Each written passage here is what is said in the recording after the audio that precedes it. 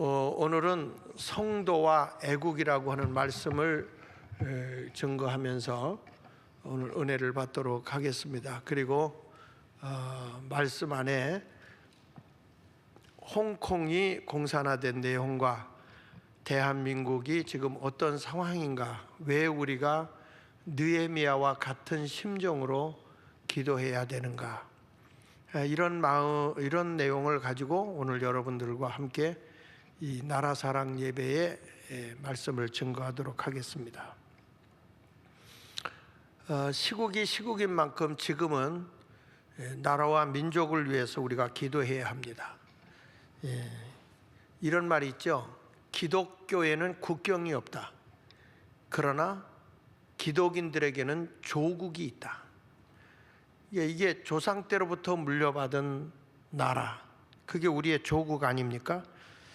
그러니까 당연히 조국을 조상 때로부터 우리가 이렇게 쭉 살아온 이 나라를 생각한다면 당연히 그리스도인들은, 성도는 민족을 사랑할 수밖에 없는 겁니다.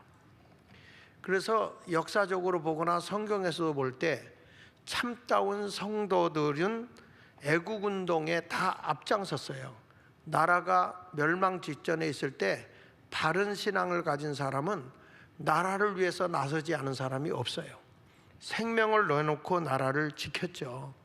여러분, 우리가 알듯이 이스라엘의 위대한 민족의 영도자가 모세 아닙니까? 모세는 세상에서 얼마든지 부귀영화를 누릴 수 있는 애굽의 차기 지도자의 자리까지 올라갔던 사람이에요. 그런데 자기 조국과 자기 민족을 위해서 자신의 모든 것을 다 내려놓고 고난의 민족인 이스라엘 백성의 최고의 영도자가 된 겁니다. 지도자가 된 겁니다. 저는 꿈이 있는 것이 뭐냐 하면, 지금 대한민국이 이렇게 좌경화가 되어져 가고 어려운 상황에 놓여 있는 이 현실 앞에 이제 우리 젊은이들에게 모세와 같은 지도자를 키워내야 된다. 그렇지 않으면 대한민국은 내일이 없는 겁니다. 그래서 6월 말이나 7월경부터 시작을 해서 지금 이제 이 캄보디아로 우리가 가서 거기서 이제 교육을 시키기 위해서 사람을 전국적으로 우리가 다 모집을 할 겁니다. 젊은 사람들. 그래서 가서 거기서 5박 6일 동안 훈련을 시키고, 그리고 그 나라가 공산화가 되었을 때 얼마나 잔인했는가를 가서 직접 목격을 해야 됩니다. 우리 때는 어려서 6.25의 참상이라든지 이런 것들에 대해서 대강 알고 또 가난을 겪어왔던 사람들이기 때문에 우리는 그걸 알지만, 공산주의 사상이라는 게 얼마나 무섭고 그리고 얼마나 피폐하게 하는가를 알아야 된다고요. 그래서 현장에 가서 교육을 시키고 현장에 가서 볼 수 있도록 하기 위해서 이제 6월 말, 그래서 우리가 만원 운동을 했던 것 중에 하나도 바로 그런 운동을 위해서 한 거 아닙니까? 보니까 이제 이런 것들을 우리가 이제 시작을 했는데, 지난달에도 보니까 겨우 100만 원 정도 이렇게 들어오고 그랬더라고요. 근데 이런 것을 보면은 우리가 모든 일을 해나갈 때 아직도 국민들이 깨어나지 않았다는 것을 보게 됩니다. 저는 모세와 같은 위대한 지도자가 한국에서 다시 길러져야 대한민국이 다시 살아나요. 이승만 대통령이 6.25 때도 대학생들은 전쟁터에 내보내지 않고 오히려 미국으로 유학을 보내서 인재를 키웠거든요. 인재를 키워냈기 때문에 대한민국이 기독교의 정신에 의한 자유민주주의, 자유시장 경제로 한국이 이렇게 일어나게 된 것은 모든 밑바탕이 기독교의 복음입니다. 복음이 들어가지 않으면 그 나라가 바로 설 수가 없기 때문입니다. 여러분, 이사야 선지자나 예레미야나 에스겔이나 아모스, 호세아, 미가 등 다 시대적으로 부패되고 어려울 때에 하나님이 이들을 지도자로 내세워서 나라의 위급성을 선포했어요. 저들에게 회개시키기 위해서 그 일을 했던 것이죠. 에스더 같은 사람은 죽으면 죽으리라는 일사각오를 가지고 아하수에로 왕 앞으로 나아가서 민족을 구원할 수 있는 길을 열었던 사람 아닙니까? 근데 오늘 본문의 내용은 조국을 건설하겠다고 헌신의 앞장을 쓴 사람이 누구냐면 느헤미야 선지자예요. 이 파사 수상궁에 등용되어 있을 때 파사 나라의 궁궐 안에서 아주 큰 일을 하고 있던 그러한 사람이 느헤미야인데, 이 느헤미야 형제 중 하나인 하나니하고 한 두어 사람이 예루살렘 성을 가서 관찰하고 돌아와서 이제 그 사정을, 예루살렘이 지금 어떤 사정인가를 느헤미야에게 그대로 얘기를 합니다. 거기에 보면은 뭐라고 얘기하냐면, 그 느헤미야 1장 2절에 보면 그 사정에 대해서 이렇게 얘기를 해요. 거기에 가보니까 우리 동포들이 환란에 빠져 있고, 여기 보십시오, 나오잖아요. 우리 동포들이 지금 환란에 빠져 있고, 가서 두어 사람이 예루살렘에서 형편을 지금 얘기를 하고 있는 걸 듣는 거잖아요. 근데 거기서 보면 그 3절에 보면 동포들이 환란에 빠져 있고 그리고 능욕을 받고 있다 뿐만 아니라 예루살렘 성은 다 허물어져 있고 성문은 완전히 불탔다. 다시 말해서 예루살렘이라고 하는 그 수도의 모든 것이 다 무너졌다. 백성들은 상상할 수 없는 능욕과 폐허를 당하고 있고 고통을 당하고 있다, 이런 얘기를 듣습니다. 이러한 비참한 얘기를 들은 느헤미야가 그때 뭐냐면 통곡을 하고 우는 겁니다. 통곡을 하고. 그래서 거기 보면 느헤미야가 정말 얼마나 통곡하고 우는지. 그래서 우리가 왜 이렇게 통곡을 하고 울어야만 하느냐, 지금 대한민국이 어떤 상황이냐 도대체, 이런 것들을 좀 우리가 보면서 하나님의 말씀으로 이제 결론을 제가 내겠습니다. 홍콩에 대한 이야기를, 자료를 좀 띄워주시면요, 그 홍콩의 최후와 대한민국의 미래를 이렇게 한번 살펴보게 되면 홍콩이 어떻게 공산화가 되었는가, 대한민국은 지금 어느 지경까지 공산화에 머무를 위기까지 왔는가, 이런 것들에 대해서 우리가 한번 살펴보게 되면요, 영국이 이 홍콩을 이렇게 관할하고 있었거든요. 근데 영국이라는 나라는 자유민주주의 국가 아닙니까? 그러니까 이 나라는 상권 분립이 있어요. 행정부가 있고 입법부가 있고 그리고 사법부가 있습니다. 지금으로 말하면 정부와 국회와 그리고 법원이 있는 거죠. 상권 분립이 다 있는 것이지만 여러분, 이 중국이라는 나라는 공산주의이기 때문에 여기는 사법 시스템이 없어요. 법이 없는 겁니다. 독재자의 말이 곧 법입니다. 그래서 그가 잡아서 족치라 그러면 족치는 거예요. 그리고 어떤 억울함을 가지고 법원에 가서 내가 항소를 하든지 항고를 한다든지 고발을 한다든지 하는 게 없어요. 할 수가 없는 겁니다. 이게 공산주의거든요. 그런데 중국이라는 나라가 이미 진지전을 구축해서 50여 년 동안 다 진지전을 구축해서 홍콩을 완전히 중국화시키기 위해서 우리를 영국으로부터, 침략국인 영국으로부터 해방을 시켜달라. 그래서 우린 중국하고 붙겠다, 이런 운동이 일어났던 거예요. 그래서 워낙 그러다 보니까 좋다 하고 이제 영국이 홍콩을 중국에다 물려주면서 이런 얘기를 했죠. 2047년까지 50년 동안은 지금의 체제를 그대로 유지하기로 한다. 그렇게 약속하고 다 했지만 여러분, 공산주의자들은 절대로 약속을 안 지키는 거예요. 이게 얼마나 여러분 충격적인 얘기인지 아시잖아요. 우리 어떤 사람이 그 얘기한 거 기억하죠? 박근혜 대통령한테 찾아갔을 때 자기가 이렇게 얘기했더니 그게 진짜인 줄 알더라, 그런 얘기 한 사람이 누군지 기억나요? 난 누군지 모르겠어요.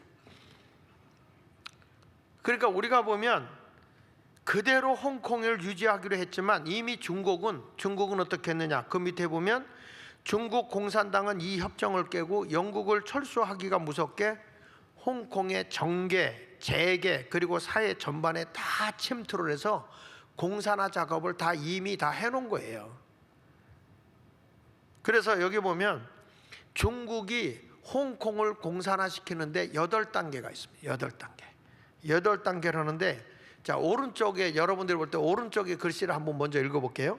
중국은 영국으로부터의 홍콩 반환에 대비해 1950년대부터 50년간 중장기 플랜을 세워 홍콩에 중국 간첩을 투입시켰고, 그때부터 이미 무슨 선거?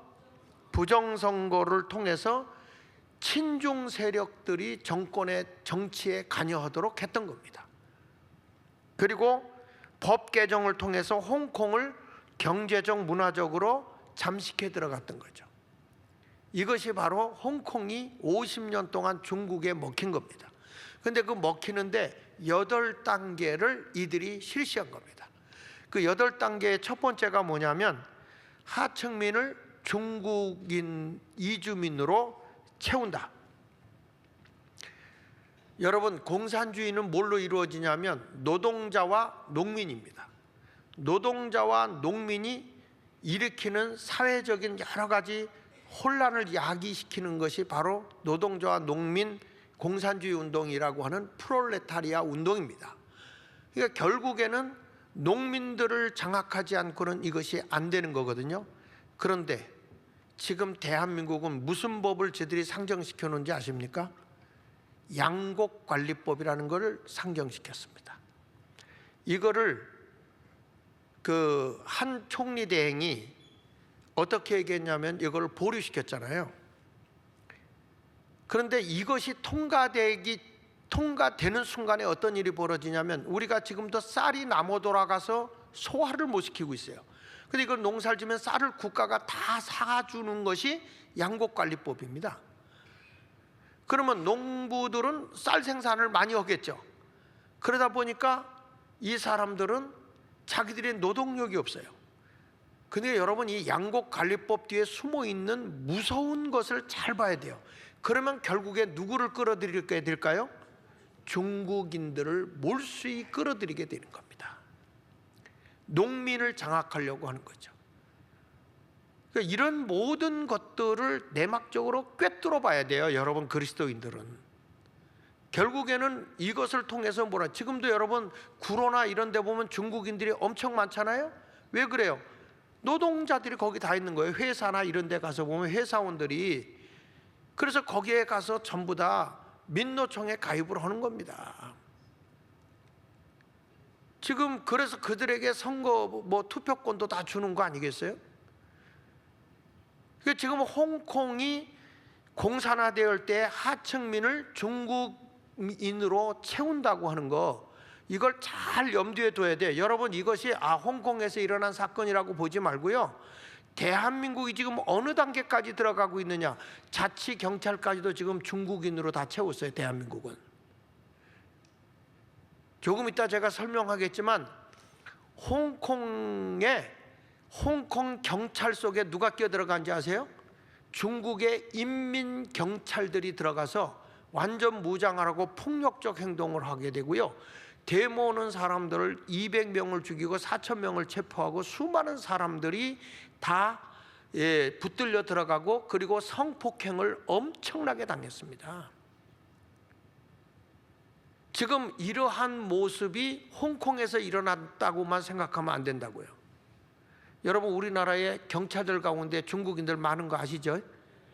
그래서 데모할 때 보면 막 마스크 쓰고 오는 사람도 어디 사람이야, 명찰 뭐야 이렇게 하잖아요. 그런 이유가 왜 그런가를 잘 염두에 두라 이거예요.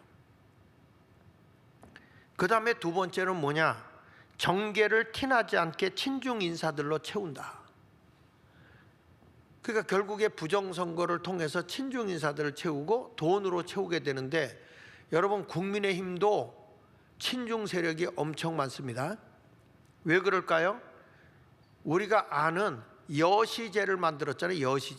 여시제는 누가 만들었어요? 그 삼성의 누구죠? 홍석현이가 만든 거예요. 그 여시제가 이게 중국하고 가까이 오고, 나중에는 이 여시제를 통해서 사업가들도 거기 들어가게 되고, 정치인들도 거기 들어가게 되고, 학자들도 거기에 들어가게 되고, 다 그 속에 들어가 있는데, 거기에 보면 상당한 숫자가 그 안에 들어있어요. 지금 뭐 권영세나 권성동이 말할 거 없고요. 국민의힘에서 사실은 나경원이도 거기에 들어가 있었는데, 나경원이는 이번에 대통령 나오면서 그 서울대 앞에서 자기는 거기서 나온다라는 표현을 하면서 이 목태동의 기념관 이 얘기를 발표했잖아요. 이거 철수해야 된다. 그러니까 지금 우리나라도 티나지 않게 중국 인사들이 다 들어갔고, 그러니까 우원식 같은 사람이 중국에 가가지고 딱 해가지고 배지 다는 거 보시죠? 국회의원 배지 위에 중국 배지 달고 있는 거 아시죠? 예? 아주 뻗어하게 그렇게 하고 다닙니다. 왜 그럴까요? 자금을 다 주는 거예요. 이번에 미국에서 이 트럼프가 워낙 강경하게 중국을 제재하니까 중국에서 뭐라고 그랬습니까? 미국의 정치인들에게 돈 안 대주겠다 이렇게 선언했잖아요. 상원, 하원 이런 사람들이 다 돈이 들어가는 거예요. 그러니 대한민국의 정치인들에게 돈이 언론계도 들어가고 정치계도 들어가서 친중 세력을 다 꽂아넣는 거예요. 그 자기 세력을 넣기 위해서 뭘 하느냐? 부정선거를 하는 거죠. 부정선거. 그래서 정계를 티나지 않게 친중 인사들로 채우고, 세 번째 가서는 중국 문화와 음식을 은근히 침투시켜요. 그 요즘에 보면 그 전에 박정희 대통령은 중국 타운 딱 만들어 놓고 고기 외에는 중국 음식 못 팔게 했지만, 지금은 뭐 어디든지 중국인들이 판을 치고 있는데, 제주도 같은 데는 한자로 간자로 써가지고 전부 다 이 중국 음식을 골고루 다 팔게 지금 하고 있잖아요. 그러니까 이 음식 문화가 다 정복한 거예요. 그리고 그들의 영화라든지 이런 것들을 통해서 우리 국민들의 귀와 눈을 멀게 하는 거예요. 그리고 네 번째는 중국 기업들이 적극적으로 나서 중국산 물건을 쓰게, 굉장히 싸게, 지금 이제 이따 얘기하겠지만 한국의 그 회사들이, 싼 중국 회사들이 들어와서 물건을 그냥 쇼핑해서 그냥 한 번 입고 버려도 될 만큼 싼 물건들이 막 쏟아져 들어오잖아요. 미국에서 왜 관세를 저렇게 세게 매기고 중국을 지금 이렇게 잡고 있느냐 하면, 그 중국 물건을 만약에 넣어가지고 조립을 해서 물건을 넘기게 되면은 여러분 이 문제가 굉장히 크게 생깁니다. 그래서 지난주에 보니까 우리 안혜곤 목사 뉴욕에서 목회했을 때 있었던 교인이 왔다가 저를 보고 가는데 왜 왔느냐 물어봤더니, 한국의 그 네일 가게 하는데 한국에 있는 반지, 여기 네일이 그렇게 아름답고 좋대요, 한국 거. 그래서 한국 거를 갖다가 쓰려고 그렇게 한다. 그렇지 않으면 다 세금으로 두들겨 맞아서 못 한대요. 우리 국산 물건 잘 만들면 우리는 수지 맞고, 싸다고 중국 거 갖다가 이거 붙여버리면 관세로 우리가 못 견디는 거예요. 자, 이런 걸 보면 중국산 물건을 싸게 해서 막 침투에 들어가게 한다는 거죠. 그 다음에 이제 그런 일을 문재인 정부 때 많이 했죠. 전기 판넬부터 시작해서. 그 다음에 다섯 번째 보면, 같이 한번 읽어볼까요? 시작. 중국 공산당의 지령을 따르는 각종 시민단체를 조직하여 사회 혼란을 야기시킨다. 그러니까 지금 각종 위원회다, 무슨 뭐 시민단체다, 이런 것들이 중국인들, 조선족들이 생각으로 많이 들어가 있어요. 우리 한국에도. 근데 이게 홍콩에서 있었던 일이라는 거예요. 그 다음에 여섯 번째는, 이번에도 여러분 알다시피 윤석열 대통령 탄핵되고 났을 때 삐라가 돌았죠. 그 광화문에서 뭐냐, 우리가 이겼다, 중국어로다 그렇게 얘기했어요. 그 다음에 여섯 번째 같이 읽어봅니다. 때가 무르익으면 본격적으로 친중 반영국 운동을 일으킨다. 우리나라로 말하면 이겠죠. 친중으로 가면서 반미 운동이 일어나게 되는 거죠. 그게 똑같은 거예요. 똑같은 거예요. 그리고 일곱 번째, 하나의 중국이라는 타이틀을 내걸고 영국인을 침략자로 몰아세운다.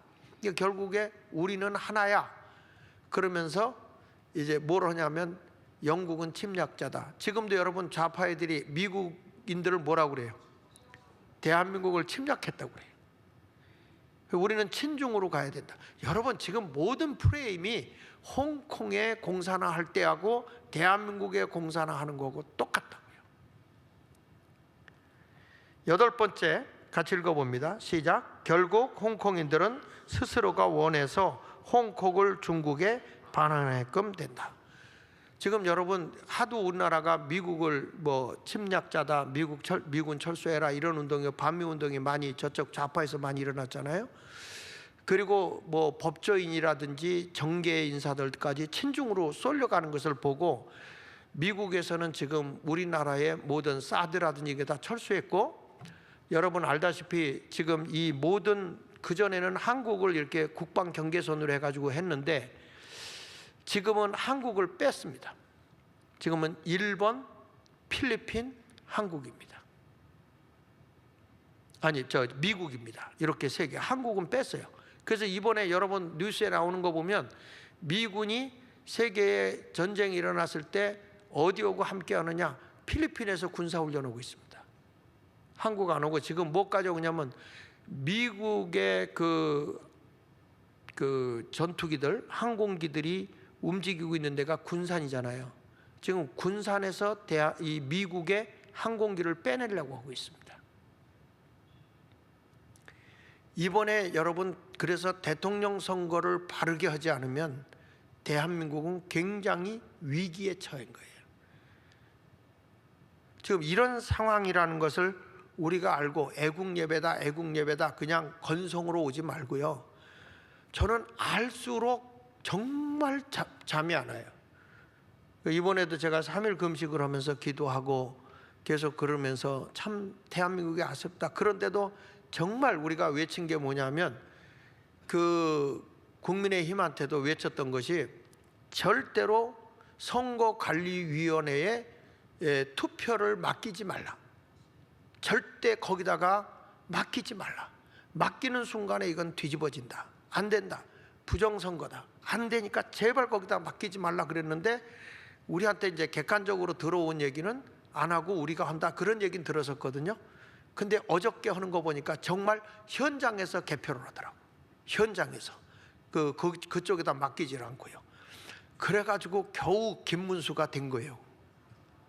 정말 하나님의 은혜 감사한 거죠. 저는 기도밖에 없다 이렇게 생각하는 거예요. 기도. 자, 그래서 그렇다면 홍콩은 중국에 의해 어떻게 공산화되었을까 한번 살펴보게 되면 같이 읽어볼게요. 자, 중국의 시작. 중국의 공산화 기반이 완료되자 8단계로 인해서 이제 완전히 공산화가 된 거예요. 영국이 손을 띄고 딱 넘어가자마자 벌써 이미 중국은 다 정복이 돼 있으니까 바로 공산화가 된 거예요. 이것을 그때서 홍콩 주민들이 깨달은 거예요. 지금같이 처음에 뭘 했냐면은 절대로 중국으로 우리가 가서는 안 된다. 영국이 있어야 된다. 그걸 나이 드신 분들이 그렇게 외쳤던 거예요. 그러니까 그것을 보고 이 젊은이들이, 이 나이 드신 분들이 그렇게 외치니까 뭐라고 놀렸냐면 저 틀딱들 뭘 안다고 저래. 틀딱이 뭔지 아시죠? 틀니로 입이 딱딱딱거린 노인네들이라는 거야. 그렇게 비하를 했거든요. 틀딱들이라고. 근데 뒤늦게서 이들이 깨달은 거야. 아, 정말 이건 아니구나. 그래서 홍콩 주민들은 공산화 위기를 느끼기 시작한 거예요. 그래서 그때부터 대대적 시위를 하기 시작합니다. 뭘 시위했느냐? 첫째, 보안법 반대 시위. 이 보안법을 막 만들어 버리는데 이걸 반대했고, 그다음 애국주의 교육 반대. 애국주의, 그러니까 중국에 맞춰서 막 하는 거예요. 그다음 우산 시위, 그다음에 송환법. 이 송환법이 뭐죠? 범죄를 저지르면 그냥 중국으로 끌고 가는데 중국은 법이 없잖아요. 사법권이 없어. 사법 시스템이 없거든요. 그러니까 이거에 대해서 막 반대를 한 거죠. 그러나 그렇게 반대를 하고 시위해서 200만이 나와서 뭐 200명이 죽고 4,000명이 붙들려 가고 막 그래도 세계 어느 나라도 홍콩을 돕지 않았어요. 영국을 쫓아내고 난 뒤에 아무도 안 도왔어요. 다음에 넘겨서 한번 보시면 여기 보십시오. 뒤늦은 시민들의 공산화 반대 시위에도 결국 뭐가 됐다고요? 공산화가 된 거예요. 왜 그랬죠? 늦어버린 자유 시위였어요. 홍콩 공산화가 임박하자 주민들이 2019년에 대대적 시위를 벌였으나 아무도 홍콩을 도와주지 않았다. 홍콩을 반환을 반대했던 노인들을 틀딱이라고 비웃던 청년들은 후회하고 또 후회했지만 결국은 소용이 없었다. 이미 사회에 깊숙이 침투한 중국 간첩들의 회방으로 시위대는 결국 해산됐고 홍콩은 완전히 중국의 속국이 되어버렸어요. 자, 그래서 결국에는 인권법이 통과된 후에 개인 사유지 모두가 다 중국이 다 가로채는 겁니다. 그러니까 중국의 공산화가 되면 자기 사유지가 있어요. 공산화가 되면 국가가 다 뺏어가는 거예요. 그래서 홍콩이 어떻게 됐느냐? 홍콩 장관 캐리램이 홍콩을 하나의 주로 보는 거거든요. 중국에 속한 하나의 주로. 우리나라 보면 도나 시 이 정도로 보는 거예요. 그런데 이렇게 봤는데 2019년 10월 16일 날 홍콩 장관 캐리람이 5년 안에 모든 지역의 개인 사유지를 정부가 강제로 매수하겠다. 토지 정책을 발표한 겁니다. 그러니까 여러분 공산화되면 여러분이 가지고 있는 집이라든지 땅이라든지 다 여러분 게 아니에요. 다 국가가 뺏어가는 거죠. 지금 그걸 하겠다고 하는 게 이재명 아닙니까? 그리고 소액 주주들을 다 세워서 기업의 모든 기업주가 가지고 있는 주식을 다 뺏어서 노동자에게 나눠주겠다고 하는 게 뭡니까? 대기업 해체예요. 대기업 해체. 그런 사람을 어떻게 여러분들 지지할 수가 있냐고.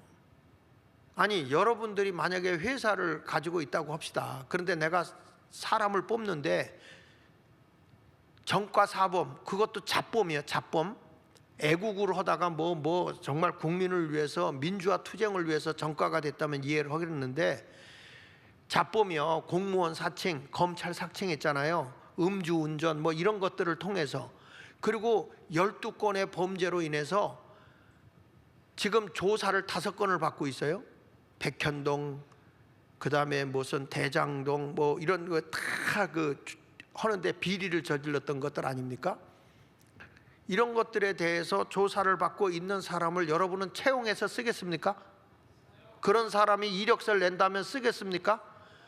아니 교회 우리 교회 담임 목사를 청빙하는데 정과사범에다가 지금 범법이 12가지라서 5가지 지금 수사를 받고 있는 사람을 우리 교회 담임자로 청빙하겠습니까? 합니까? 안 해? 그런데 왜 대통령은 지지해요? 그런 인간을 대한민국의 지도자로 세울 수 있느냐 이 말이야. 내 얘기는 대법원에서도 이 사람은 범죄가 된다 해서 범죄로 인정하고 다시 그걸 내려보냈잖아요. 파기환송했잖아요. 무죄라고 했던 거 이거 아니야. 무죄 아니야. 죄야. 그 1심이 맞아. 1년 감옥에 2년 집행유예 뭐 이런 식으로 해가지고 1년 구형 때린 거 그거 맞는다. 그리고 내려보낸 거 아닙니까? 그러면 범법자가 대통령 후보로 나오면 돼? 안 돼? 양심 있으면 지가 그만둬야지.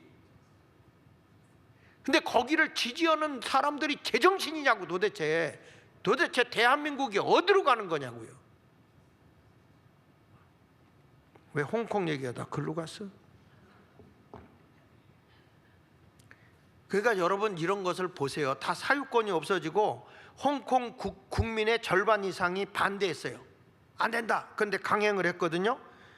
그래가지고 홍콩은 현재 어떻게 됐느냐? 돈 있는 사람은 전부 홍콩을 떠났어요. 돈 없고 힘없는 자들과 중산층만 남아서 공산정부의 그 억압 속에 지금 살고 있고 여전히 이 사람들은 기회만 되면 홍콩을 떠나려고 하고 있습니다. 이 캐리람 장관은 미국에서 이 은행 거래를 못하게 했어요. 홍콩을 이렇게 어렵게 만드는 걸 보고 은행 거래를 못하도록 스위프트 코드를 막아버렸어요.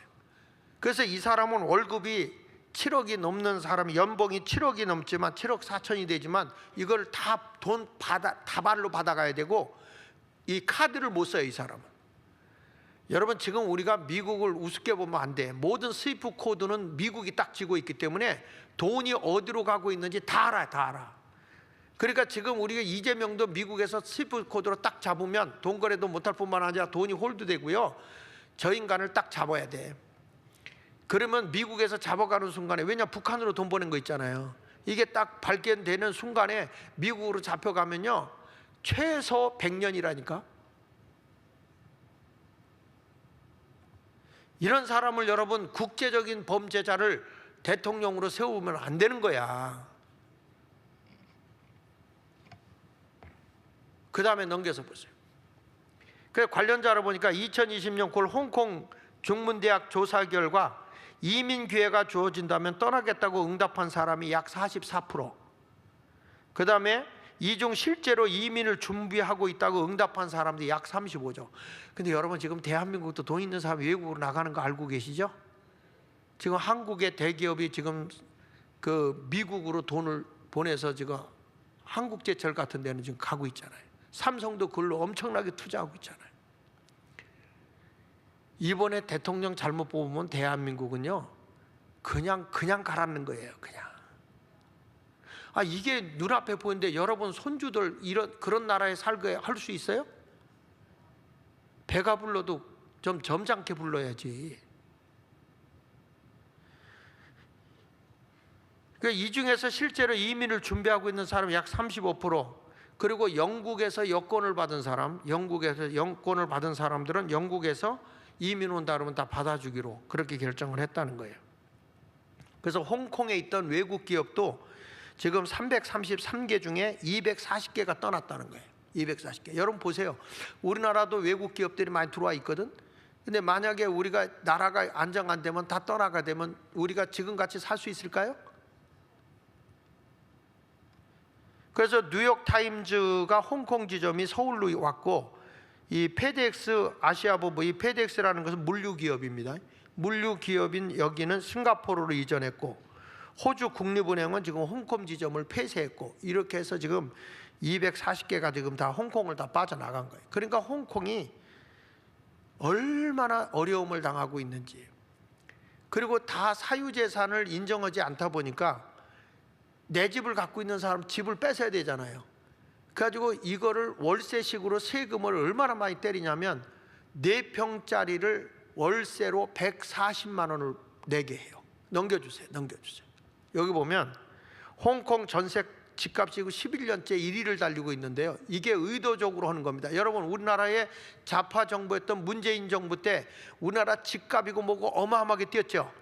그게 왜 그러냐? 그래서 국민을 못 살게 해야 자기들 손아귀에 들어온단 말이야. 그래서 여기서 보니까 4평 원룸 평균 월세가 약 120만 원, 그 다음에 24평짜리 기준 아파트 월세가 얼마? 650만 원. 그런데 홍콩 시민의 월 평균 급여가 340만 원인데 원룸짜리가 120만 원이고 24평짜리가 650만 원이라고 그러면 이게 되겠어요? 그래서 집이 사람이 막 죽어나가서 사람이 무서워서 못 사는 흉택이라고 하는 그런 집은 싸게 나온대요. 그런 데 들어가는 사람들이 많은데, 그러다 보니까 어떤 일이 생겼냐면 홍콩에서 젊은이들이 집세를 내고 못 사는 거예요. 그래서 이들이 뭐가 생겼냐면 홍콩 안에 맥도날드 24시간 운영되는 맥도날드가 있는데, 이 맥도날드에 가서 거기서 햄버거 시키고 커피 시키고 거기서 자는 거야. 이게 뭐냐면 맥도날드 난민이라고 불려져요. 지금의 홍콩이 중국으로 넘어간 뒤에 홍콩이 이렇게 된 거예요. 지금 여기 젊은이들이 지금 어디서 자고 있는 거 보세요. 맥도날드에서 저렇게 자고 있는 거예요. 왜 그럴까요? 모든 주택을 국가가 다 뺏어가니 공산화가 되면 그렇게 되는 거예요. 땅만 뺏기는 게 아니에요. 모든 게 다 뺏기는 거죠. 그리고 홍콩에 갔다 와보시면 알지만 앞에 자기 땅인데도 이미 주차장 자리 같은 거 있잖아요. 그거 다 국가가 다 뺏어간 거예요. 그래서 거기 가서 차 세워놔도 내 집 앞에 내 차를 세워놔도 돈을 내야 돼. 이게 홍콩이에요. 제가 동남아시아 가보면 동남아시아는요 언제 땅을 뺏을지 몰라가지고 전부 다 가격이 앞에가 다 좁아요. 뒤로는 무조건 길게 집을 만들었더라고. 왜 저렇게 집을 만들었냐 그러면은 국가가 필요할 때마다 도로부터 앞자리를 다 잘라간대요. 그러니까 앞에를 좁게 하고 뒤를 길게 하는 거예요. 이게 동남아들 다 공산화되고 사회주의가 된 나라들은 다 그렇게 되어 있습니다. 자, 그래서 홍콩이 공산화된 건 2019년 송화법 시위를 했는데요. 어떻게 되냐면 홍콩 주민들이 이 범죄자들을 홍콩으로 데려가는 걸 끝까지 반대했거든요. 이것을 끝까지 반대했는데 200만이 나와서 막 시위하고 해가지고 이 법이 결국에는 송환법이 성공하지 못했습니다. 이 데모할 때 중국 공안이 체류탄을 15,000발을 쐈고, 그 다음에 그 2만여 발의 고무탄, 실탄, 강경 진압해서 의문의 죽음도 많고 실종자도 많고 사망 사건이 엄청나게 많았고요. 그 다음에 송환법 철회는 성공했어요. 송환법은 안 하겠다 그러면 안 하겠다 했는데, 그런데 넘겨서 딱 보면요, 뭐가 나냐면 보안법을 통과시켜요. 국가보안법을 통과시키는데 홍콩판 국가보안법 기습 통과. 어떻게 했냐면 중국은 2020년 6월 30일 날 국가보안법을 비공개로 기습 통과시켰는데 다음 날인 7월 1일부터 즉시 시행하는 거예요. 즉시 시행하는데 여기 보십시오. 홍콩 독립을 주장하면 국가분열죄야. 국가분열죄. 민주화 시위에 나가면 정부 전복죄예요. 홍콩 문제를 알리면 외국 세력과 결탁죄. 경찰과 대치 시위 집회하면 테러리즘죄. 이 네 가지 중 하나만 걸려도 형이 뭐라고요? 최대 종신형이에요. 종신형. 이걸 대대적으로 코로나를 기해서 탄압을 하기 시작한 겁니다, 여러분. 지금 홍콩의 이런 모습을 보게 되면 여러분들은 어떤 생각을 하고 있는지 몰라요. 지금 우리나라 국회가 법을 만드는 거 보면 무대뽀로 막 만들죠. 순상가 자기들 같이 정말 있을 수 없는 일들을 막 만들어내요. 이재명이 이번에 법을 갖다가 이제 파기환송시켰다. 그래가지고 대법관을 탄핵하겠다. 그리고 대법관을 지금 15명인가 해서 30명으로 늘리겠다. 이런 식으로 법을 막 만들어내는 거예요, 쟤들은요. 그러니까 입법부도 없고 사법부도 없고, 입법부만 있네, 입법부만. 국회만 있는 거고 사법부고 행정부는 지금 여러분 대통령 다 탄핵 그래가지고 어떻게 됐죠? 대행이 지금 하죠? 대행. 누구요? 교육부 총리. 그런데 뭐냐면 행정부의 그 행정부 장관들이 3분의 2가 안 돼서 정족수가 안 돼서 회의를 못 해요. 결정권이 없어요. 그래서 지금 무슨 상태냐면 무정부 상태입니다. 대한민국이 지금 무정부 상태예요. 여러분 이거 아세요? 지금 정부가 없어요. 지금 이런 상황에 놓여 있는 거예요. 그러니까 여러분들이 볼 때 홍콩이 이랬지만 우리가 이럴까? 지금 우리가 이렇다니까 우리가 해요.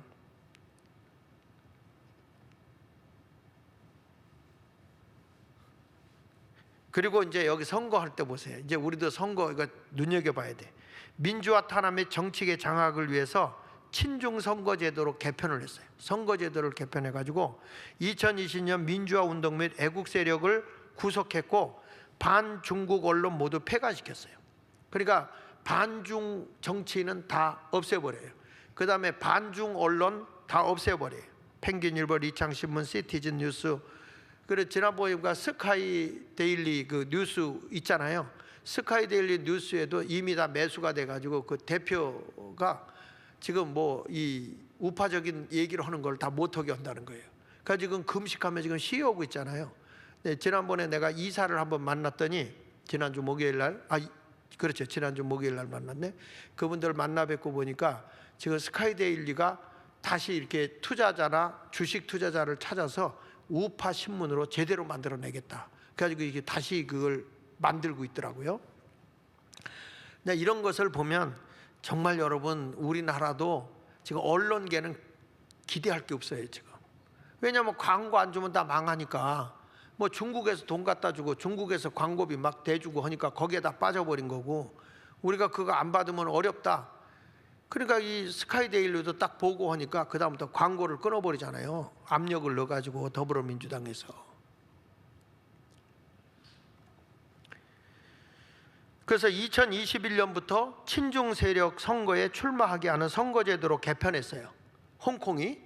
그래가지고 장관 선출도 친중 인사, 반중 인사는 선거에 출마 자체를 못하는 겁니다. 이렇게 만든 거예요. 그래서 유일한 홍콩의 민주당이었던 홍콩 민주당도 자유민주주의 종언으로 그들을 해산시켜버리고 끝난 거예요. 2025년 2월 20일 날로 이 당까지 해체시켜버리기 때문에 이 홍콩은 완전히 이제는 공산당만 있는 거예요, 공산당만.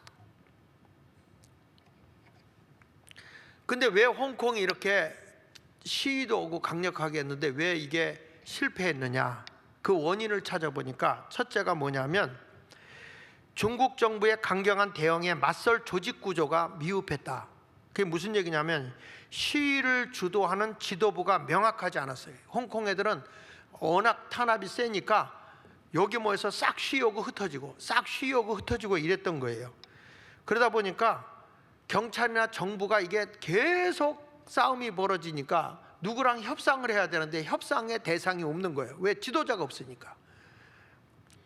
여러분들이 바깥에 가서 뭐 누가 어떻다 누가 어떻다 그렇게 얘기하지만요, 실질적으로 그래서 광화문의 위력이 대단한 거예요.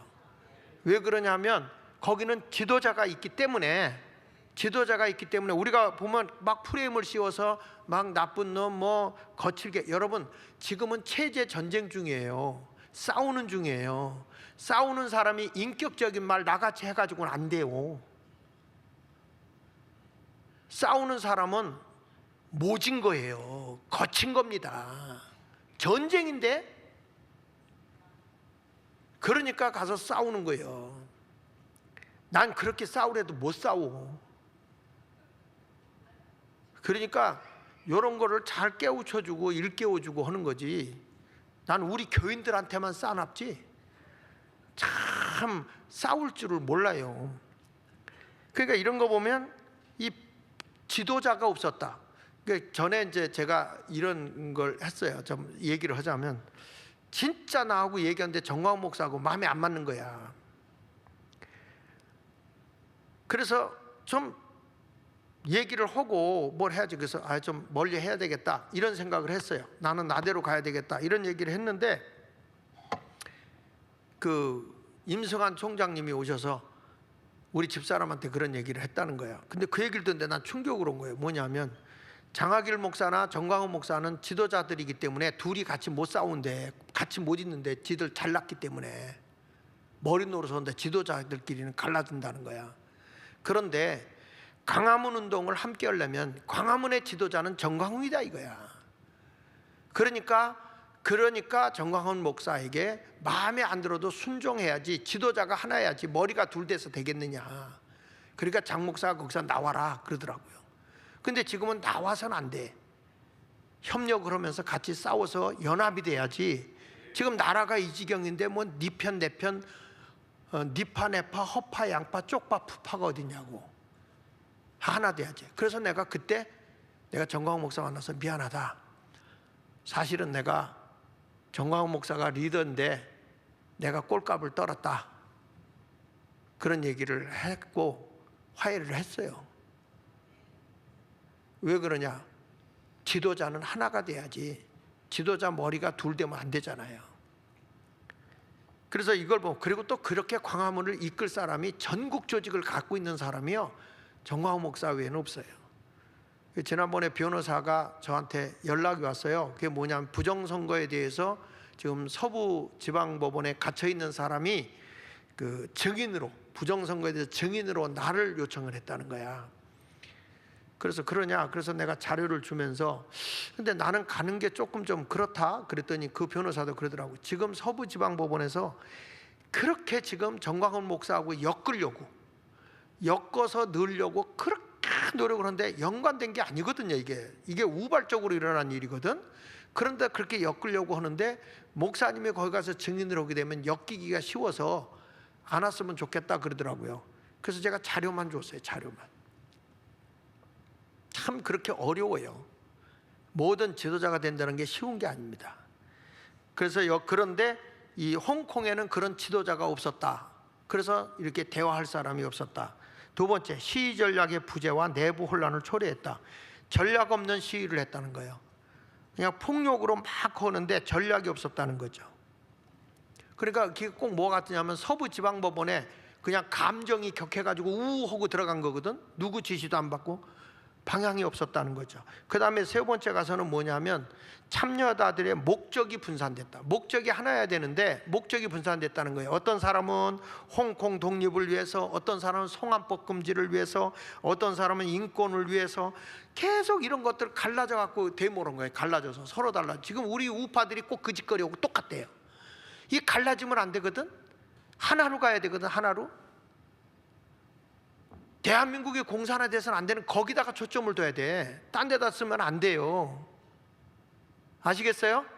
부정선거도 왜 그러냐? 친중 세력이 못 들어가기 위해서 부정선거를 못하게 하는 거란 말이야. 독재가 안 가기 위해서. 근본적으로는 하나란 말이야. 이런 걸 가지고서 움직이고 가야 되는데 그런 것들을 못하니까 안타깝잖아요.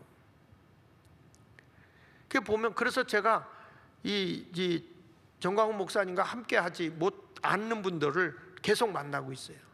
만나고 같이 하자 그리고 만나고 또 대학연합회도 또 이렇게 만나고 다 해서 뭔가 이렇게 딱 구심점을 해가지고 한 목적으로 가지 않으면 우리가 못 이겨요, 여러분.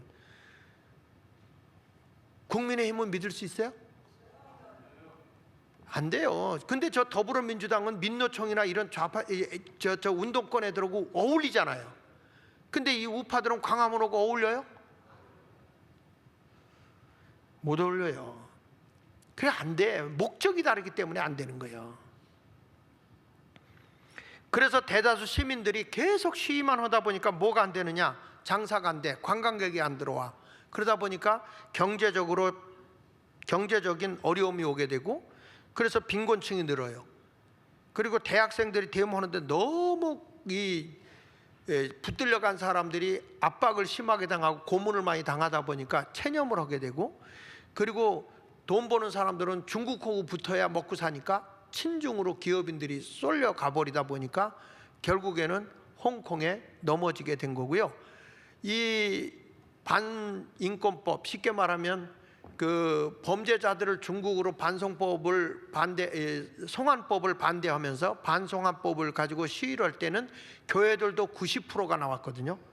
교회들도 90%가 나서 시위하다가 워낙 강경하게 중국에서 잡으니까 이 교단하고 교회의 목사들이 다 잠수 타고 뭐라냐면 지지한다 그랬어요. 지지한다. 송환법을 지지한다. 여러분, 이게 목사들이야. 이게 교단이야. 지들이 곤란하게 되면 이런 짓을 한다니까. 그러니까 목사들이 나와서 많이 안 나와서 소리 안 지른다고 그거 할 거 없어요. 나 이번에 기자들도 왔어요. 기독교 기자들이 어저께 왔었어요. 어저께 앉아서 제가 얘기하면서 나라의 시국에 대한 얘기를 내가 질문해봤어요. 기자들한테. 이거 아냐? 이거 아냐? 아무것도 몰라, 기자들이. 그 제가 앉혀놓고 설명을 했어요. 그런데 기자들이 하는, 기독교 기자들이요? 이거 이런 거 하면 교회가 두 갈래로 갈라질 텐데요? 이러고 앉았어. 와, 난 머리를 드라이기로 태워주고 싶더라고. 그러니까 교회도 목사들이 이런 설교를 못하는 게 교인들이 반발이 둘로 갈라질까 봐 못하는 거거든요. 그러나 진리는 타협이 없어요. 올바른 길로 가야 되는 거야. 그래서 그렇다면 빨리 끝낼게요. 중국의 공산화 다음 목표는 어딜까요? 자, 넘겨서 보겠습니다. 대한민국의 공산화 뭐냐? 경제 장악을 한 겁니다. 중국이 홍콩을 장악하고 첫 단추는 바로 경제 장악인데, 정치도 변질되고 문화도 다 점령하는데 현재 한국의 중국 자본이 부동산, 기업, 관광 이런 데로 어마어마하게 들어왔는데, 부동산이 여러분 알다시피 그 제주도만 300만 평을 중국인이 가지고 있고요. 지금 제주도의 식당이나 뭐 이런 것을 다 경제권을 누가 잡느냐? 중국인이 잡고 있어요. 라오스가 어떤 것이냐면 개발하는데 라오스에 중국의 타운을 지금 짓고 있거든요. 그런데 얘들이 얼마나 치밀하냐면 중국의 설계도와 중국의 기업이 들어와서 거기서 건축을 해요. 라스베가스 같은 건축을 해요. 그리고 노동자들을 중국인들 데리고 가요. 그리고 월급을 저 노동자들의 품삯을 중국인들한테 줘요. 그리고 중국 기업에다가 공사비가 들어가요. 그러면 돈은 다 중국으로 도로 다 가는 거예요. 이게 돈이 벌어져 가지고 낙수 효과가 있어서 그 우리나라가 그 월남전에 참여했을 때 미국이 우리나라 사람들 월급 줬잖아요. 그래서 그것이 한국에 들어와 가지고 고속도로도 뚫리고 한 거 아닙니까? 그와 같은 낙수 효과가 있어야 되는데 그런 낙수 효과가 하나 없는 거예요. 왜냐하면 라오스의 주민들이나 국민들에게 돈이 벌어먹을 길을 안 열어주는 거예요. 근데 지금 제주도에도 똑같아요. 중국인이 식당 차리고 중국 애들이 중국인 식당 가고 중국인 쇼핑몰 가고 결국에는 다 중국인들에 의해서 중국인들이 모여들고 중국인들이 벌어먹고 사는 거예요. 제주도에는 그게 없어요. 그래서 이때에 도지사였던 원희룡이가 중국인들을 그때 굉장히 강력하게 차단했거든요. 근데 원희룡이가 나오고 난 뒤에는 완전히 지금 뭐 제주도가 중국화되어 가고 있어요. 여러분, 홍콩이 중국화된 것과 제주도가 중국화되는 거 다를 바가 없어요.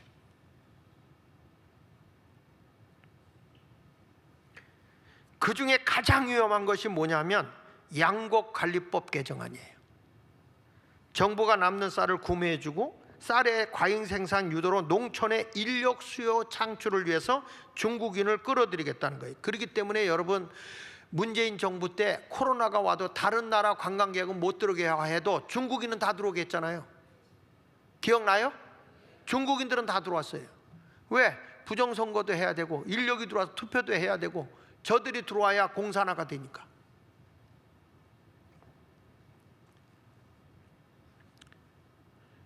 여기 보시죠. 2019년 기준 제주도 땅 981만 평방미터, 약 300만 평을 중국인이 소유했고, 여기 보세요. TV에는 중국어 방송어가 나오고 상점 간판에는 중국어도 제대로 된 중국어가 아니라 간체, 약식 글 있죠. 약체로 중국인 거리를 만들어 버렸습니다. 한번 볼까요? 넘겨서 보시면, 자 보세요. 보입니까? 뼈 해장국 도구 밑에 중국어 간자로 다 써 있는 거예요. 그 결국엔 중국인이 이거 차려서 한국 음식 같지만 중국인이 차려서 결국에는 중국인들이 여기 들어서 먹고 중국인들이 벌어먹고 사는 거야. 중국인의 관광객에 의해서. 한국에 유익이 된다고요? 한국에 유익이 된다고요?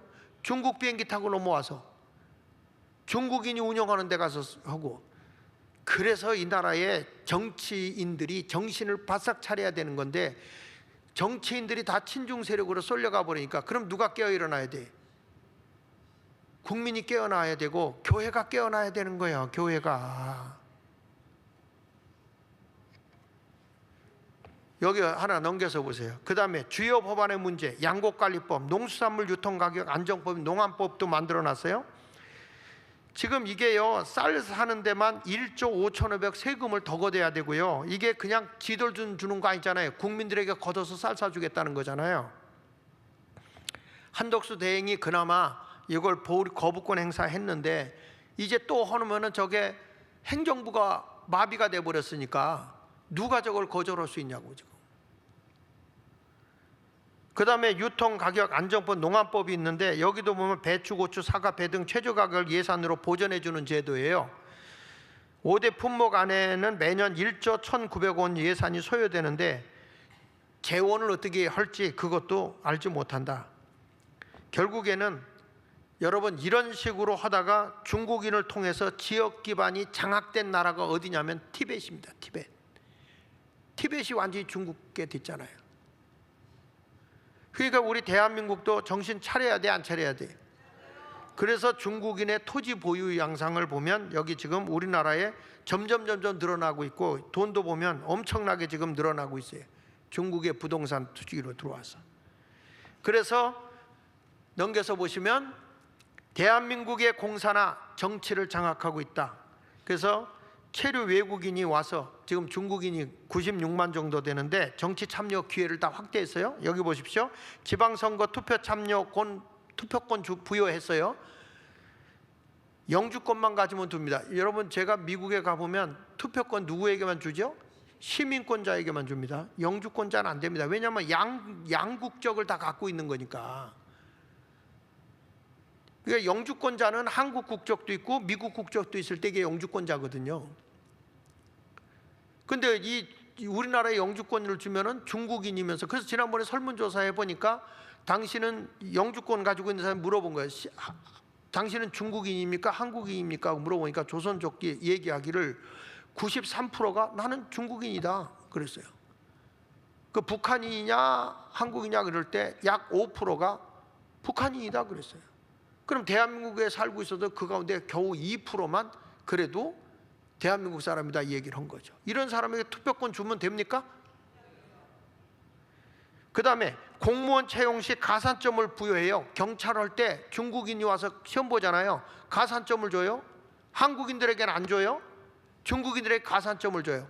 법원에 들어갈 때, 법사원으로 갈 때, 또는 판사로 갈 때도 이런 것들도 여러분 도대체 대한민국의 재판을 누가 하냐고. 이 가산점을 주고 있고요. 간첩 행위도 체포 불가해요. 중국인은 체포할 수 있어요, 없어요? 외국인은 못하게 돼 있어요. 간첩. 이번에도 잡았던 사람 어떻게 됐죠? 놓아줬어요. 놓아줬어. 간첩죄가 없어진 거예요, 대한민국에. 그 다음에 화교들의 정치 참여. 서대문구의 구의원의 앙리리가 구의원이 됐잖아요. 그러니까 친중 세력만 하는 게 아니라 완전 중국 사람을 정치에 관여하게 한다니까요. 친중 정치인들의 친중 행보 보면 당교협약, 당교협약이라는 그 전에 내가 설명했어요. 당교협약이 뭐냐면 공산주의 학교예요. 공산주의 학교. 거기에 이제 시진핑이나 등소평 이런 사람 다 나왔는데, 이 당교협약을 맺은 나라들이 다 공산 깃발을 꽂아놓고 있거든요. 그런데 거기에 어느 당기가 들어가 있냐면 공산당기에 더불어민주당기가 꽂혀 있어요. 그래서 이 당교협약을 해가지고 뭐라냐면 우리도 중국과 함께 하겠다고 하는 당교협약을 했는데, 이게 나중에 가서는 속국이 되겠다는 거거든요. 지자체가 되겠다는 거. 여기에 가서 협약을 맺고 온 인간이 양정철이에요. 근데 이런 것들에 대해서 여러분 국민의힘에서 싸웁니까? 다 같은 놈들이죠. 정치도 다 장악하고 있고요. 국민의 눈과 귀를 다 막아서 대한민국 문화를 장악했어요. 음식 문화라든지. 여기 보면 마라탕 좋아하세요? 애들은 좋아해요. 그 다음에 틱톡, 중국식 드라마, 예능, 언론 등 중국식 문화 있고요. 그 다음에 이게 기업들이죠. 알리, 테무, 쉬안 아시죠? 이런 데서 물건 사죠? 안 사? 여러분 애국자네 진짜. 우리 장로님은 샀다 그러더라니까. 심옥조 장로님은. 그래서 사지 말라고 그랬어 내가. 결국에 여러분 이런 걸 보면은 한국인이라는 정체성은 사라지고 중국의 익숙한 존재로 길들여지고 있는 거예요. 모든 물건이 메이드 인 차이나 이렇게 돼서 되겠습니까 이거? 여기 보세요. 넘겨서 보시면 이런 게 지금 다 중국인들이 조선족이 침투해서 한국 거주하고 있고, 그 다음에 여기 중국 식당 다 장악하고 있고, 그 다음에 이 기업들이 다 경제를 잠식하고 있고, 그리고 옆에 한번 읽어볼게요. 옆에 자 1. 시작. 정치계는 친중 국회의원들로 가득 차고, 2. 중국의 지배를 받는 좌파 시민단체들, 그 다음에 3. 좌파 시위꾼들은 매일 사회를 혼란에 빠져. 그러니까 시민단체들을 통해서 계속 데모하는 데 끼어들어가서 사회를 계속 혼란시키는데 누가 그 속에 껴있다고요? 친중 세력들이 껴있다고. 중국 인민들이. 그 다음 네 번째, 공산주의에 세뇌된 4050 운동권과 2030 패미들이 어르신들을 틀딱이라고 비웃으며 짓밟고 있다. 우리나라는 공산 안 될 것이다. 이런 착각 속에 홍콩같이 혼란하게 만들어버린다는 거예요. 절대 이런 데 쏘가 넘어가서는 안 된다 이거예요. 그래서 홍콩의 젊은이들이 이런 얘기를 한 거예요. 세계에 전합니다. 같이 한번 읽어볼게요. 시작. 중국 공산당은 당신들의 정부에 침투해서 기생하여 국민들을 살해하고 그 장기를 수확할 것입니다. 중국 기업들이 돈을 이용해 당신들의 눈을 멀게 하고 당신들의 정치적 신념을 흐트러뜨릴 것입니다. 깨어 있으십시오. 아니면 다음은 당신들 차례입니다. 홍콩이 공산화되고 난 뒤에 젊은이들이 외친 말이에요. 제가 홍콩에 있었던 사람이 쓴 거 그 번역을 해가지고 책자가 나온 게 있는데 그 책을 한 20권 사서 지금 나눠주고 있는데 이제 2권 남았나 3권 남았나 그래 다 나눠주고 있는데 읽어보면 홍콩에서 일어나고 있는 일들 우리나라하고 똑같아요. 공산화 될 때하고. 여기 보십시오. 뭐냐면 그 장기, 그러니까 국민들을 살해하고 그 장기를, 그래서 얼마 전에 우리나라에도 사람을 중국인이 와서 죽이고 장기를 빼서 팔아먹었잖아요. 예, 7만 명이 죽어 없어진다고 1년에. 여러분 그 트럼프 대통령이 멕시코의 그 국경지에다 담장을 쌌잖아요.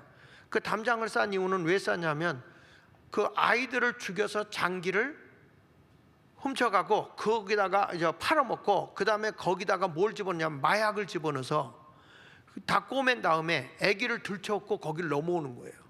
넘어와서 아이를 인수받으면 그 뱃속에 있는 마약만 빼가고 아이 시체는 그 담벼락에다 버리고 가는 거예요.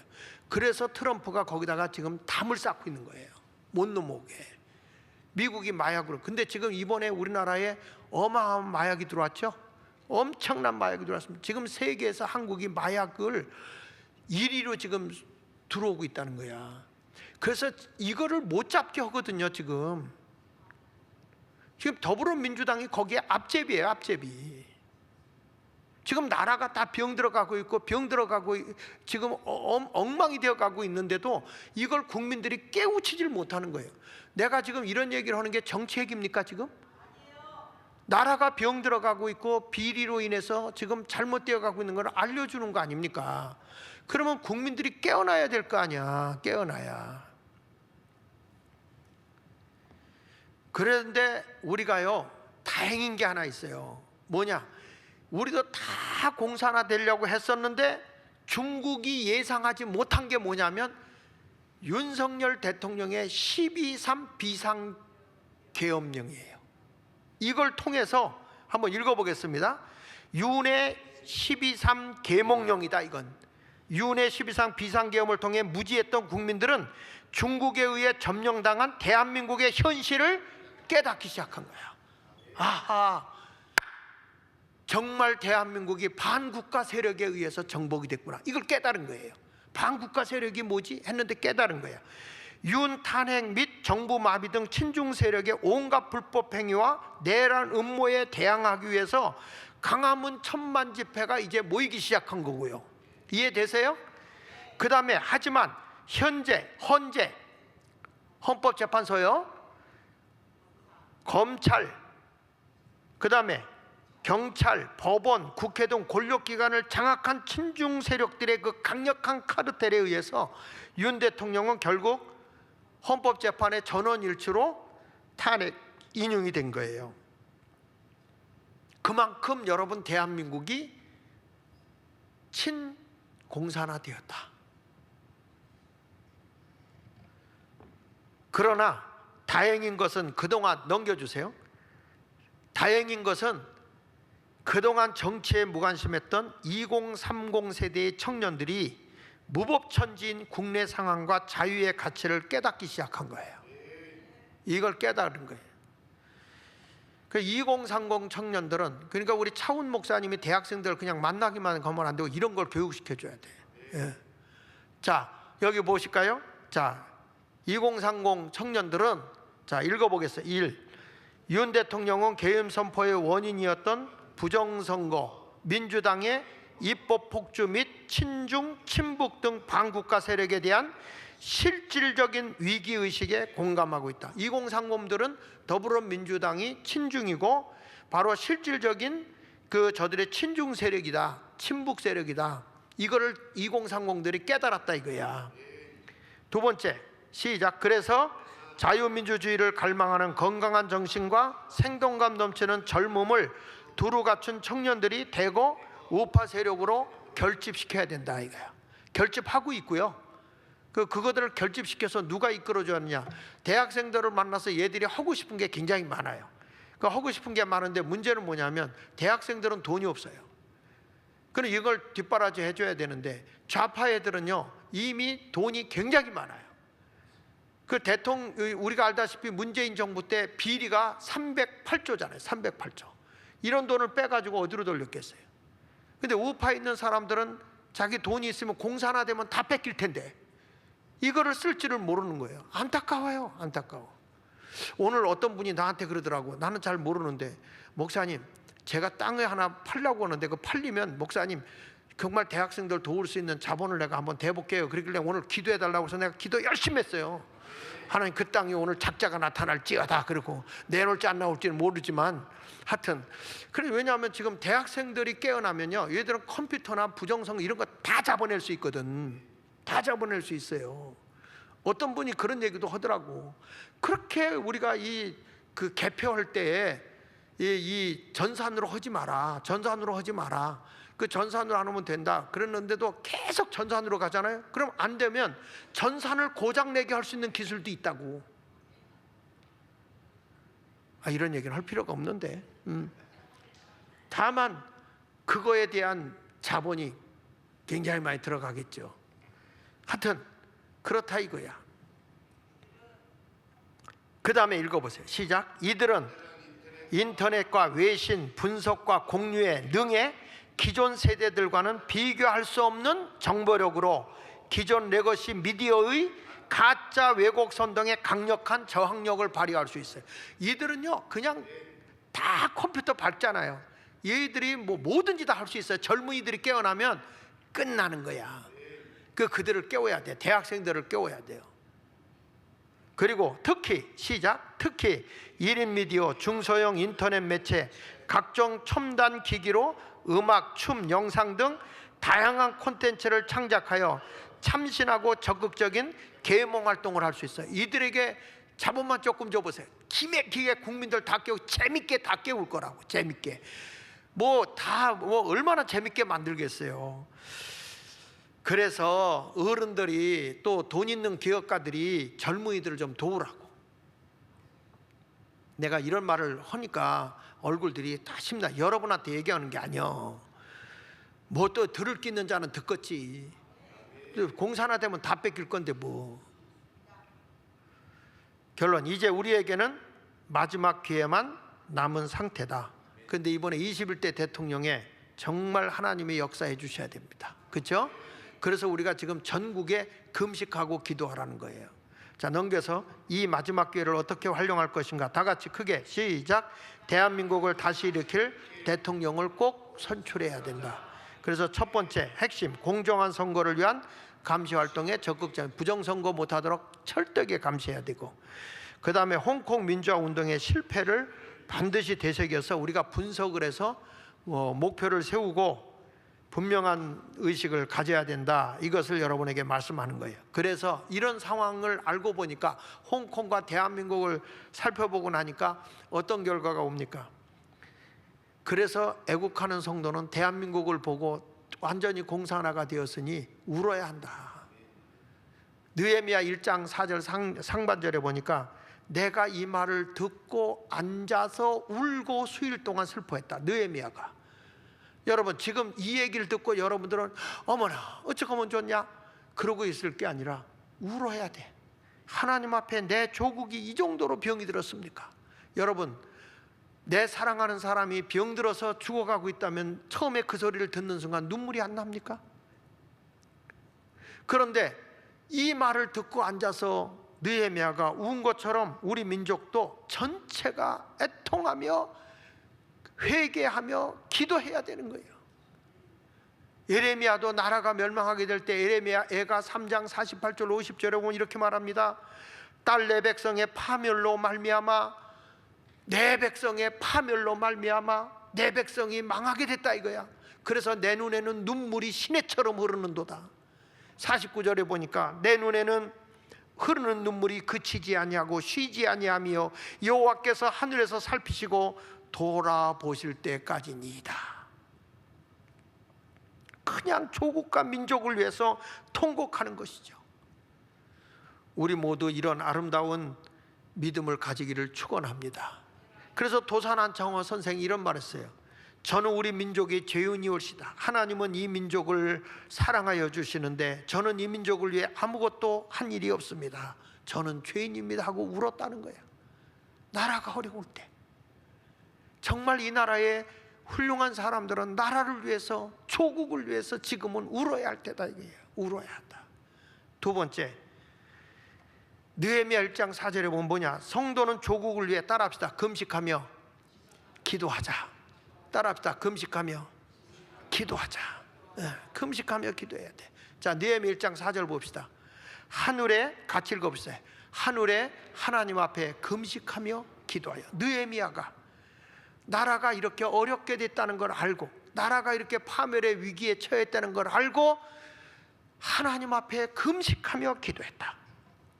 애국하는 성도는 회개하고 참회하며 금식하며 기도해야 됩니다.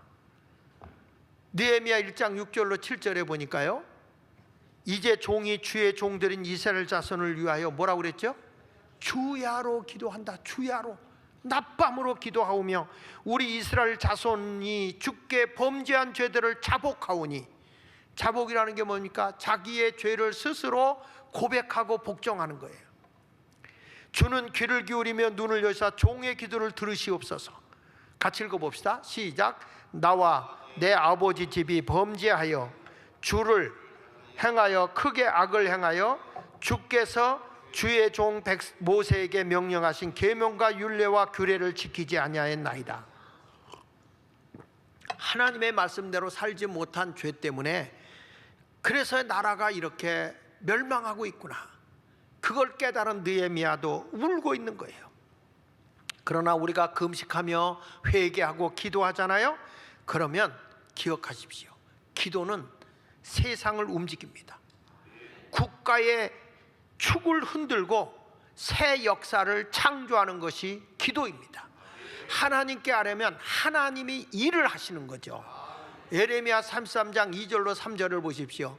일을 행하시는 여호와, 그것을 만들어 성취하는 여호와, 그의 이름을 여호와라는 이가 이와 같이 이르는도다. 뭐라고 말씀하느냐? 너는 내게 부르짖으라. 너는 내게 부르짖으라. 내가 내게 응답하겠고 내가 알지 못하는 크고 은밀한 일을 내게 보이리라. 우리 민족이 금식하고 회개하고 기도하잖아요. 지금 광화문도 정광훈 목사님이 금식을 선포했더라고. 오늘부터 3일 동안 금식한다. 금식을 선포했더라고요. 내가 3일 동안 금식한다는 소리를 들었어. 그래. 금식하고 또 우리가 금식 기도하는 사람들이 많이 늘었어요. 대한민국에 나라를 위해서. 그러면 하나님 앞에 그러면서 부르짖어 기도하면, 지난번에 보셨죠? 닭이 기절할 정도로 주여오는 거. 그 정도로 기도하는 순간에 하나님이 알지 못하는 크고 은밀한 일을 이루실 줄로 분명히 믿습니다. 그래서 사무엘 선지자는 뭐라고 하냐? 기도하면 하나님이 이루어주는데 기도하지 않기 때문에 나는 기도하지 않는 게 죄라는 걸 알았다는 거예요. 사무엘 선지자는. 그래서 사무엘 선지자가 뭐라고 합니까? 자, 에레미야 12장 23절. 나는 너희를 위하여 기도하기를 쉬는 죄를 여호와 앞에 결단코 범하지 아니하고 그랬잖아요. 여러분, 기도하지 않는 게 죄라는 거야. 기도하면 하나님이 이루신다는 거예요. 지금 우리가 홍콩이 일어난 일, 대한민국에 일어난 일들을 볼 때에 그 안에서 누가 이 일을 하냐? 우리가 가서 외친다고 될 거냐? 아니다. 하나님이 간섭해야 되고 하나님이 사람을 세워줘야 된다는 거예요. 그래서 우리가 기도하면 모든 일이 이루어질 줄 믿습니다. 아니, 내가 안 해도 되겠지. 아닙니다. 느헤미야는 눈물 흘려 기도만 한 게 아니라 세 번째 뭐냐? 이렇게 한 거예요. 조국을 위해서 할 일을 찾아 나섰다 이거야. 행함을 보였다 이거예요. 여기 보세요. 느헤미야 2장 5절에 보니까 왕에게 이를 아뢰되 왕이 만일 좋게 여기서 종이 왕의 목전에서 은혜를 얻어 쌓으면 나를 유다 땅 나의 조상들의 묘실 있는 성읍에 보내어 그 성을 건축하게 하옵소서. 내가 이 성을 건축해야 되겠다. 그래서 왕한테 아하수에로 왕한테 가서 내가 이제 내 백성이 저렇게 고난을 당하고 있으니 내가 가서 그 성을 재건하겠습니다. 할 일을 찾아 나서는 거야. 기도하면 우리가 나서는 거예요. 행함으로 나서는 거예요. 하나님이 일을 이루시는 거죠. 누가 해주겠지? 아니에요. 존 F 케네디 대통령 우리 잘 알잖아요. 국민은 국가가 무엇을 해주기를 바라지 말고 내가 국가를 위하여 무엇을 할 것인가를 생각하라.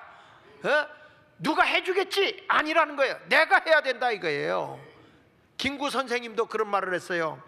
할 일을 찾는 백성은 흥한다. 할 일을 찾는 백성은 흥한다. 원망할 것을 찾는 백성은 망한다. 불평만 하지 말자. 우리는 하자 이거야. 하자. 기도하고 나가자 이거예요. 기도하고 행해보자 이거예요. 여러분, 인재를 키워내는 일을 하겠다는데 10,000원 회원권도 못해? 장학일 목사가 먹고 떨어지겠다는 것도 아닌데, 대한민국의 미래를 살리는 일을 하자는데 내가 대한민국의 1만 명이 한 달에 10,000원씩만 내주면 얼마든지 이걸 할 수 있는데 이걸 못하냐고. 이거를 입 다물고 괜히 아유 어쩌면 좋냐 하지 말고 한 달에 10,000원씩만 헌금한다는 마음으로 하란 말이야. 10,000명만 하면 될 거 아니야. 10,000명만. 그냥 거저 먹으려고 지야 믿습니다만 하고 앉았고, 할 일을 찾아야 될 거 아니야. 할 일을 내가 못하면 물질을 보내면 이 물질이 번져서 얼마나 큰 인물이 나오겠어요. 그러면 하나님이 그걸 여러분에게 보상해 준다고. 여러분들이 여기서 헌금해 주는 것도 얼마나 지금 여기저기에 요긴하게 쓰고 있는데, 민족의 애국자 또 교육자인 이승훈 선생이 이런 말을 했어요. 뭐냐면 내가 죽거든 이 몸을 땅속에 묻지 말라. 이 몸을 시험관에 넣어 연구자료를 써라.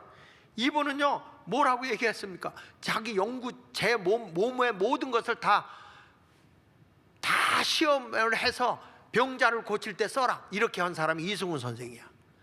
죽어서도 쓸모있는 사람이 되고 싶었다는 거예요. 우리 민족이 참 이스라엘한테 배울 게 뭐냐면, 이스라엘은 300만 인구 가지고 아랍 민족 1억 이상을 다 싸워서 이기고 있어요. 1963년도에 이스라엘에 전쟁이 났잖아요. 그때 미국에 있던 이스라엘의 유학생들은 전부 다 휴학을 하고 전쟁으로 돌아갔어요. 근데 아랍의 사람들은 요 핑계 저 핑계 대고 하나도 안 갔다. 이게 차이가 나는 거예요. 여러분들도 어떤 일 당할 때 누가 해주겠지 이거 안 돼. 내가 안 하면 할 사람이 없다. 행함으로 보여라 이거예요. 행함으로. 하나님 앞에 우리 바르게 행동하는 여러분이 되시기를 예수 이름으로 축원합니다. 순교자의 정신을 가지고 오늘 3가지만 기억합시다. 따라합시다. 회개하며 울자. 따라합시다. 회개하며 울자. 따라합시다. 금식하며 기도하자. 다시 금식하며 기도하자. 3번째 따라합시다. 주님을 앞세워 행동하자. 주님을 앞세워 행동하자는 거예요. 따라합시다. 울자, 기도하자, 행동하자. 아멘. 홍콩의 내용을 여러분에게 소개한 건 나라가 이 지경까지 왔으니까 살 수 있는 방법이 뭡니까? 목사님, 대안이 뭡니까? 대안? 우리가 금식하며 회개 기도하면 하나님이 일하신다. 하나님이 행하신다. 믿으시면 아멘 하세요.